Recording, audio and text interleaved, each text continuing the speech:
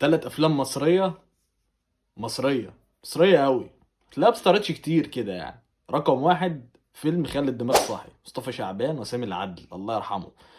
الفيلم ده اللي شافه وهو صغير زي حالاتي كده مش هيفهم الفيلم ده بيحكي عن ايه، هيحس انه اصلا فيلم كوميدي، فيلم كرتون، فيلم مش مفهوم كده، فيلم عبيط ما تعرفش يعني. بس الكبير بقى كان فاهم كل حاجه، ولما ترجع تتفرج عليه لما تكبر زي حالاتي هتشوف حاجات، هتعرف ليه الفيلم ده ما بيتعرضش بسبب ايه، يعني هتعرف ايه الاسباب.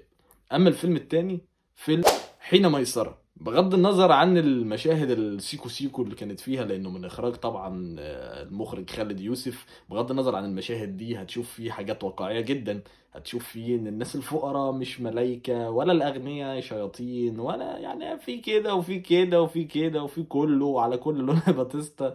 هتشوف الراجل اللي بيشتغل هنا الفاسد والراجل اللي بيشتغل هنا الكويس. هتشوف الحوارات بتاعت العشوائيات، هتشوف الناس دي مخها